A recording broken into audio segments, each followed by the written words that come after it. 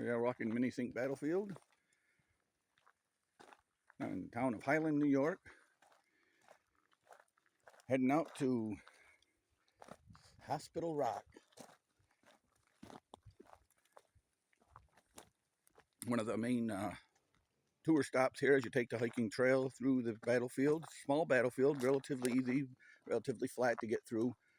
Now I see up ahead there, we'll get to it. You can see some of the stones have fallen off the limestone outcroppings there that made up Hospital Rock have fallen down due to the cold and the water gets in there. And so at the time of the battle on July 22nd, 1779, that would have been a little farther out. It would have been able to accommodate men who were wounded underneath. They were put under there for shelter.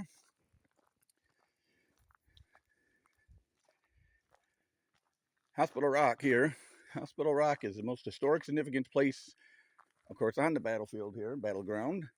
Once Brandt's men broke the Americans' defensive square late in the afternoon, it was in the shadow of this rock that Lieutenant Colonel Benjamin Tustin, a physician from Goshen, New York, and 17 of his men, who were all wounded, militiamen who are under his care, were trapped and killed by Brandt's Iroquois, Native Americans, and Tories.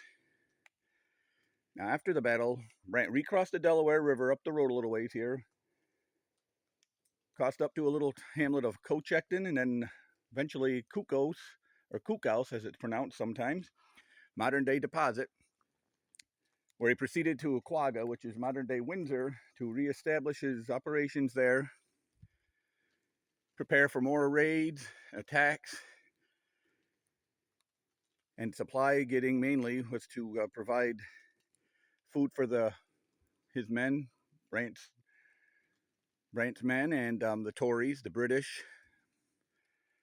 So they made their way eventually up there, and then they planned all these raids into the Mohawk and Schoharie valleys, which would take place in 1780. The militiamen who escaped the fate of Tustin, they made their way back to their homes. Joseph Brandt reported afterwards that he pursued them until they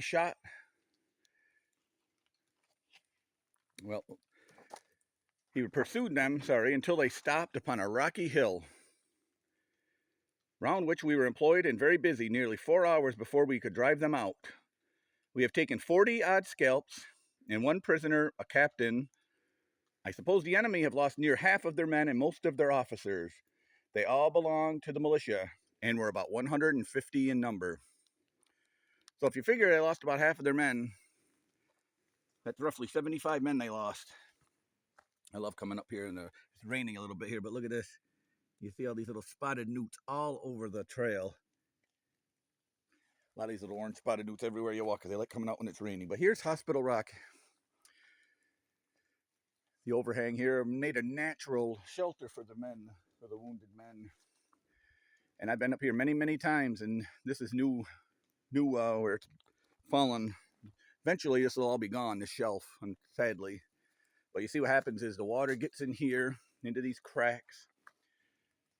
Of course, you know what happens in the winter. The water freezes. The ice contracts, warms up, it expands.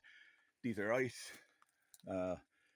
These limestone shelves are layered, so as the water gets in it, pops, and these fall off very easily. So Hospital Rock probably in 10, 15 years might not be here. It might not be as evident as what happened here as it is now. So trying to keep history alive here in the Battle of Minisink commemoration, remembering it today on this rainy day in the end of September. Hospital Rock, a key spot in the Battle of Minisink, took place on July 22nd, 1779.